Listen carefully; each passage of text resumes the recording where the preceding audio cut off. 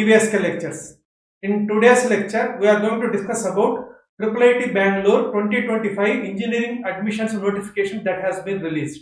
So IIIT Bangalore లో 2025 year గాను BTech or integrated MTech లోకి అడ్మిషన్ నోటిఫికేషన్స్ అయితే రిలీజ్ అయ్యాయండి. ఇంటర్మీడియట్ స్టూడెంట్స్ ఎవరైతే mathematics one of the subjects గా చదువుంటారో వాళ్ళైతే అప్లై చేసుకోవచ్చండి. సో కంప్లీట్ డీటెయిల్స్ అయితే ఈ వీడియోలో మనం డిస్కస్ చేద్దాం. ఎవరైనా మన ఛానల్ కానీ ఫస్ట్ టైం కానీ చూస్తుంటే సబ్స్క్రైబ్ చేసుకోండి. అదేవిధంగా ఈ వీడియోని లైక్ చేసి షేర్ చేయండి so that some of your friends would get benefited. ఎవరికైనా కానీ కాలేజ్ బ్రాంచ్ ఆప్టిమైజేషన్ కావాలనుకుంటే కౌన్సిలింగ్ గైడెన్స్ మెంబర్షిప్ అయితే తీసుకోవచ్చండి. సో దీనికోసము DVSK లెక్చర్స్ అని ఆండ్రాయిడ్ యాప్ కానివ్వండి లేకపోతే ఐఫోన్ వాడుతుంటే మై ఇన్స్టిట్యూట్ యాప్ డౌన్లోడ్ చేసుకొని వన్ ఆఫ్ ద కోర్సెస్ లోకి రిజిస్టర్ అయితే మీ యొక్క ర్యాంక్స్ ని అనలైజ్ చేసి ఆప్టిమైజ్ చేసి మీకు గైడెన్స్ అయితే ఇవ్వడం జరుగుతుందండి. డిఫరెంట్ కోర్సెస్ అవైలబుల్ వచ్చేసరికి జోస్ ఆర్ సీసాబ్ ఇది ఒక కోర్స్ అండి. అదేవిధంగా AP or Telangana state EAMCET or AP SET colleges ఇది ఒక కోర్స్ అండి. BITSAT and all private universities ఇది ఒక కోర్స్ అండి. మీ ర్యాంక్స్ ని బట్టి ఎక్కడ చేస్తారో క్లారిటీ లేకపోతే మీరు సిల్వర్ ప్లాన్ తీసుకోవచ్చండి which covers all counsellings. So మీ యొక్క ర్యాంక్స్ ని అనలైజ్ చేసి ఆప్టిమైజ్ చేసి అన్ని కౌన్సిలింగ్స్ అయ్యే వరకు మీకు గైడెన్స్ అయితే ఇవ్వడం జరుగుతుందండి. ఎవరికైనా కానీ ఇంట్రెస్ట్ ఉంటే you can make use of it. So ఇక్కడ కానీ వివరాల్లో కానీ వెళ్ళామనంటే IIIT Bengaluru for the academic year 25-26 కి బీటెక్ అండ్ ఇంటిగ్రేటెడ్ ఎంటెక్ లోకి అడ్మిషన్ నోటిఫికేషన్ అయితే రిలీజ్ చేసిందండి. మీరైతే అప్లై చేసుకోవచ్చు. సో దీనికోసము 10+2 ఆర్ ఇంటర్ లో 60% మార్క్స్ అయితే ఉండాలండి. మ్యాథమెటిక్స్ కంపల్సరీ సబ్జెక్ట్ గా చదివిన వాళ్ళు మాత్రమే ఎలిజిబుల్ టు అప్లై అండి. ఇక్కడ డిఫరెంట్ కోర్సెస్ అవైలబుల్ వచ్చేసరికి బీటెక్ సిఎస్సి అండి, బీటెక్ ఈసీ అండి, BTech DSAI data science and artificial intelligence, అదేవిధంగా ఇంటిగ్రేటెడ్ ఎంటెక్ సిఎస్సి అండి, ఇంటిగ్రేటెడ్ ఎంటెక్ ఈసీ అండి. సో 5 బ్రాంచెస్ లోకి మీరైతే అప్లై చేసుకోవచ్చు.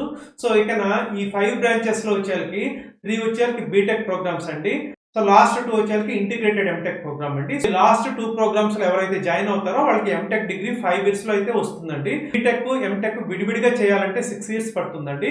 బట్ ఇక్కడ ఇంటిగ్రేటెడ్ ఎంటెక్ కాబట్టి మీకు 5 ఇయర్స్ లోనే ఎంటెక్ తోటి బయటకు అయితే వస్తారండి.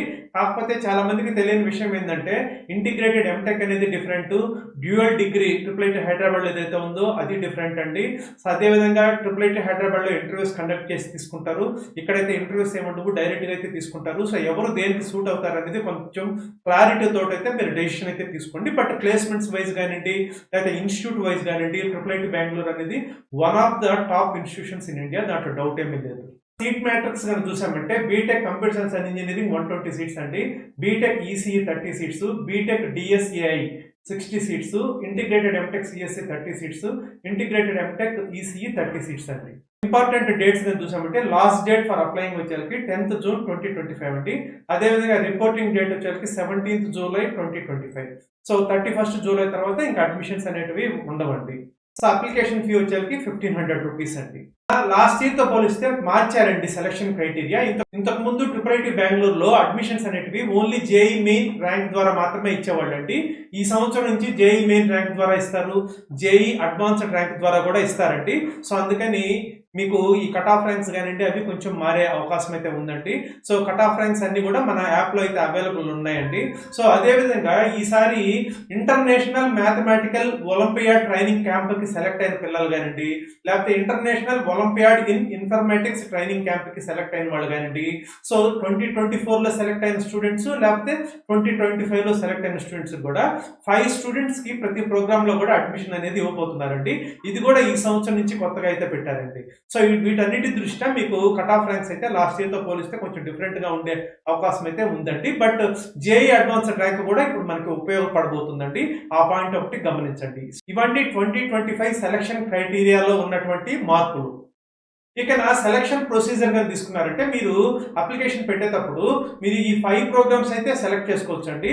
సో సెలెక్ట్ చేసుకున్న తర్వాత రౌండ్ 1 లో సపోజ్ మీకు ఏ సీటు రాలేదనంటే మీకు నెక్స్ట్ రౌండ్ కి అయితే వెయిట్ చేయాలండి. సపోజ్ మీకు ప్రోగ్రామ్ సి వచ్చింది అంటే 3rd చాయిస్ వచ్చింది అనుకోండి, అప్పుడు మీరు యాక్సెప్ట్ అన్న చేయొచ్చు లేకపోతే రిజెక్ట్ చేయొచ్చు అండి.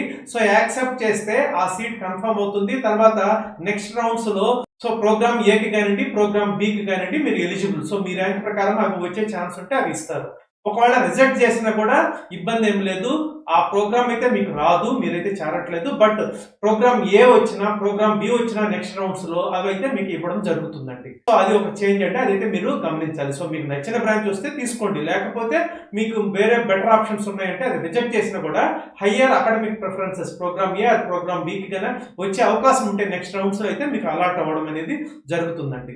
సో ఇక నా ఫీ స్ట్రక్చర్ కనుక తీసుకున్నామంటే బీటెక్ లో చేరే స్టూడెంట్స్ అయితే first year second year per semester 2,30,000 అయితే కట్టాలండి. థర్డ్ ఇయర్ ఫైనల్ ఇయర్ 2,76,000 అయితే కట్టాలండి. సో 4 ఏళ్ళకి కలిపి 20,24,000 అయితే అవుతుందండి. సో ఇది ఓన్లీ ట్యూషన్ ఫీ మాత్రమే.